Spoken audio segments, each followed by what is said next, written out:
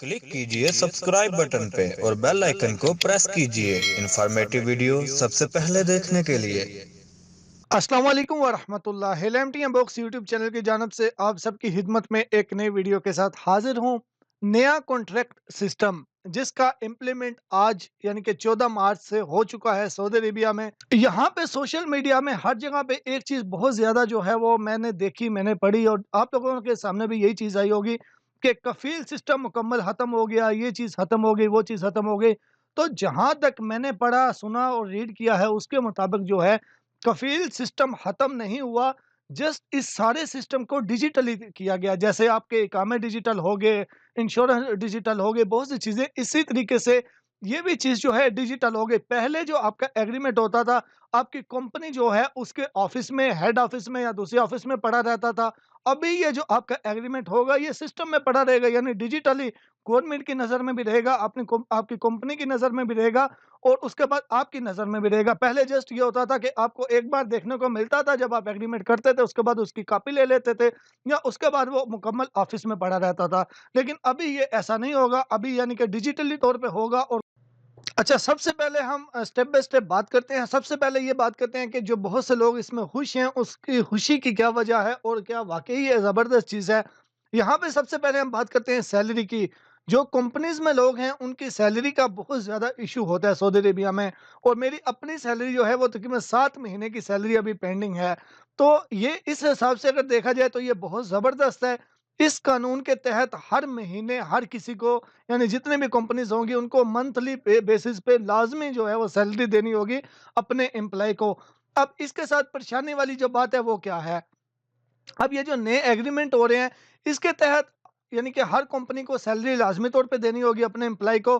तो उसमें अब कंपनीज़ क्या कर रही हैं? यहाँ पे 2 चीज़ें हैं, जो अच्छी वाली कंपनीज़ हैं, वो तो पहले भी अपने एम्प्लॉयी को सैलरी टाइम पे दे रही थी और जिन्होंने कुछ करना होता है, मतलब कि जिन्होंने सैलरी पेंडिंग रखनी है 6-6 महीने, 7-7 महीने, यानी कि बुरी कंपनी जो हैं, वो यहाँ पे अपने लोगों को कैसे फँसा रही हैं? वो ये कर रही हैं कि जिनकी सैलरी थी फॉर एग्ज़ाम्पल 3,000, अब एग्रीमेंट पे बेसिक सैलरी में उनसे 1200, 1300 या 1500 पे एग्रीमेंट करवा रही हैं।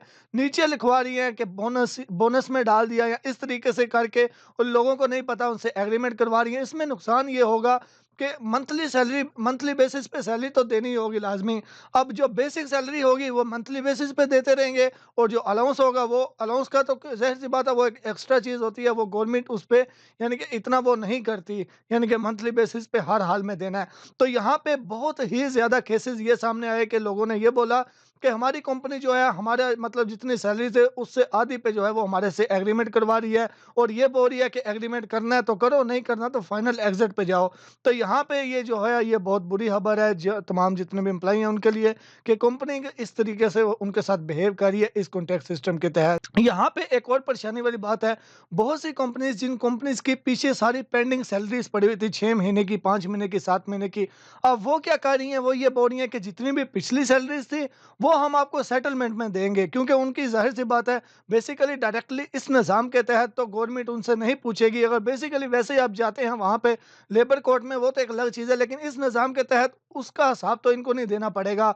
तो वो बोल रहे हैं कि मार्च से हम मंथली देंगे, पिछली सैलरी जो है हम वो सेटलमेंट में देंगे। तो इसमें ये भी बहुत परेशानी वाली बात है। अब उसके बाद दूसरी बात आ जाती है कि जो छुट्टी लोग जाना चाहते हैं वो अपनी मर्जी से चले जाएंगे। जी बिल्कुल, छुट्टी जो लोग जाना चाहते हैं अपनी मर्जी से जब मर्जी जा सकते हैं। लेकिन यहाँ पे सब लोग ये देख रहे हैं कि बस छुट्टी जब भी दिल करेगा चले जाएंगे। जी बिल्कुल भी ऐसा नहीं होगा। छुट्टी आप उसी तरीके से जाएंगे जो आपने एग्रीमेंट किया हुआ होगा। मिसाल के तौर पे आपने एग्रीमेंट ये कर लिया कंपनी के साथ कि 1 साल के बाद छुट्टी, तो उसका मतलब ये कि आप 1 साल से पहले छुट्टी नहीं जा सकते, क्योंकि आपने एक एग्रीमेंट कर लिया है कि 1 साल के बाद छुट्टी होगी। तो उस पे फिर आप 1 साल के से पहले छुट्टी कैसे जा सकते हैं? हाँ, अलबत्ता इसमें ये चीज़ है कि 1 साल गुजर गया और बहुत सी कंपनीज ऐसी होती हैं वो फिर भी छुट्टी नहीं लगाती। तो इसमें ये होगा कि फिर आपको जो है वो हक होगा कि आप जो है वो अपनी यानी कि जैसे ही एग्रीमेंट खत्म होगा, आपकी छुट्टी बनती है, तो फिर आपको कोई भी नहीं रोक सकेगा छुट्टी जाने पे। लेकिन 1 साल गुजर गया, अगर कंपनी आपको छुट्टी नहीं जाने दे रही, आप खुद से छुट्टी जा सकते हैं, खुद से अपनी अफसर से छुट्टी लगा सकेंगे। लेकिन वो खुद से छुट्टी लगाने के लिए भी तब ही पॉसिबल होगा जब आपका इकामा वैलिड होगा। अगर आप 1 साल के बाद आपकी कंपनी ने आपका इकामा भी नहीं लगाया, आपको छुट्टी भी नहीं जाने दे रही, तो ऐसी सिचुएशन में क्या करना होगा? क्योंकि ऐसी सूरत में भी दूसरा ऑप्शन ये होता है, आप दूसरी कंपनी में चले जाएँ। अब दूसरी कंपनी में जब आपने जाना है, दूसरी कंपनी आपका इकामा लगाएगी या नहीं, या फिर आपको खुद से पे करने होंगे, ये भी एक मैटर है। क्योंकि जब फॉर एग्ज़ाम्पल कंपनी के साथ आपका 1 साल का एग्रीमेंट था कि 1 साल के बाद वो आपको छुट्टी भेजेगी और 1 साल का एग्रीमेंट कंप्लीट हो चुका है, अभी उसने आपको छुट्टी भेजना है, लेकिन 1 साल के बाद अभी आपने उसने आपका इकामा ही नहीं लगाया, फिर आप ज़ाहिर-सी बात है इकामा एक्सपायर है, इकामा एक्सपायर के साथ तो आप छुट्टी नहीं जा सकते। अलबत्ता आप दूसरी कंपनी में ट्रांसफ़र लेके तो दूसरी कंपनी के साथ ऐसा एग्रीमेंट कर सकते हैं कि फौरी तौर पे मेरा इकामा लगाएँ, पहले मुझे छुट्टी भेजें, उसके बाद जो है मैं काम स्टार्ट करूँगा। अलबत्ता ये आप ऐसा कर सकते हैं। अब इसके अलावा दूसरी बात ये आ जाती है कि कंपनी चेंज करने वाली, ये भी एक बहुत ज़बरदस्त चीज़ है।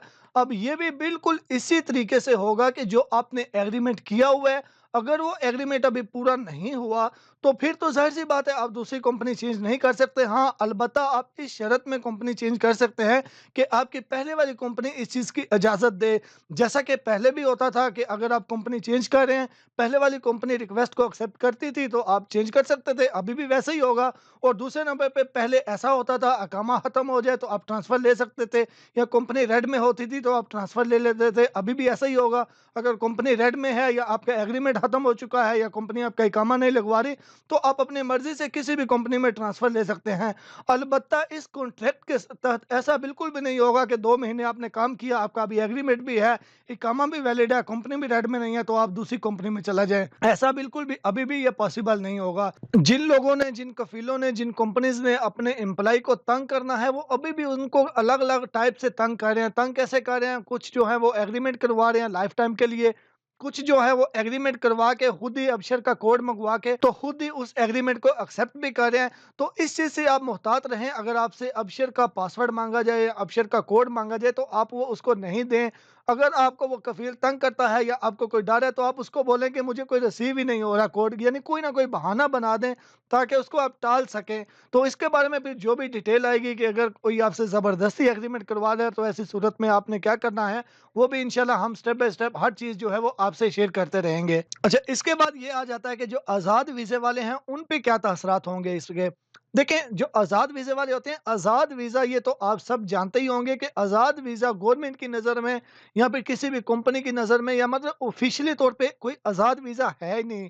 सऊदी अरेबिया में कोई आज़ाद वीज़ा होते ही नहीं है। बेसिकली जो है वो एक कफ़ील का ही मुसस्सा होता है, कफ़ील की कंपनी होती है।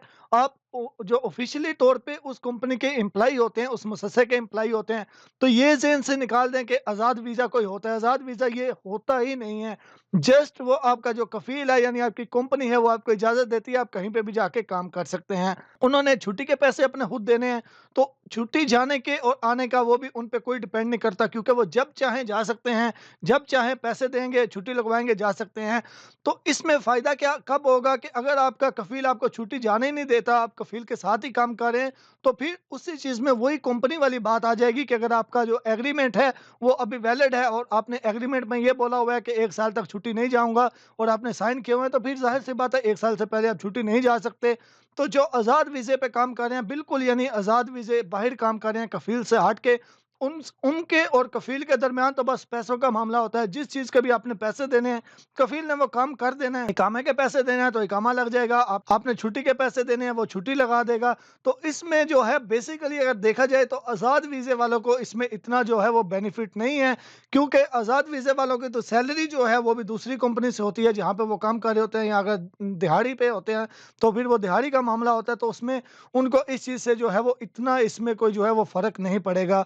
जस्ट इसमें जो मेन चीज़ है वो यही है कि जितना पहले सिस्टम जो ऑफ़िस में पेपर वगैरह पड़े रहते थे, वो सब कुछ उठा के अभी डिजिटली सिस्टम में रख दिया है, तो अभी वो सब कुछ जो है वो डिजिटली होगा। यहाँ पे मैं एक चीज़ क्लियर करता चलूँ कि जितने भी घरेलू मुलाज़मीन हैं, घरेलू मुलाज़मीन वाला जिनका कोई वीज़े का मनी है, साय-हास वगैरह, अमल मंज़िली वाला, यानी ये जितने भी घरेलू मुलाज़मीन होते हैं, उनका इस नए कॉन्टैक्ट सिस्टम के साथ कोई भी ताल्लुक नहीं है। तो इसके अलावा इसमें और भी बहुत सी चीज़ें अभी सामने नहीं आई हैं, बहुत सी चीज़ें अभी सामने आएँगी, इसको मेंटेन कैसे करना होता है, गोसे से जाके, और बहुत सी ऐसी वेबसाइट भी इसकी आएँगी और मुकम्मल। अभी तो जस्ट इसका इम्प्लीमेंट हुआ है, ये ज़रूरी नहीं है कि अभी कंपनी को बोला हो, कि आप फौरी तौर पे इसकी एग्रीमेंट कर लो। इसमें कंपनीज़ को टाइम मिला है, तो वो टाइम के दौरान जो है वो स्टेप बाय स्टेप जो है वो आहिस्ता-आहिस्ता इसका इम्प्लीमेंट होता रहेगा। उसके साथ-साथ जो है इसका सिस्टम भी, इसके जो पोर्टल हैं, उसकी जो एप्लीकेशन वगैरह वो भी लॉन्च की जाएँगी।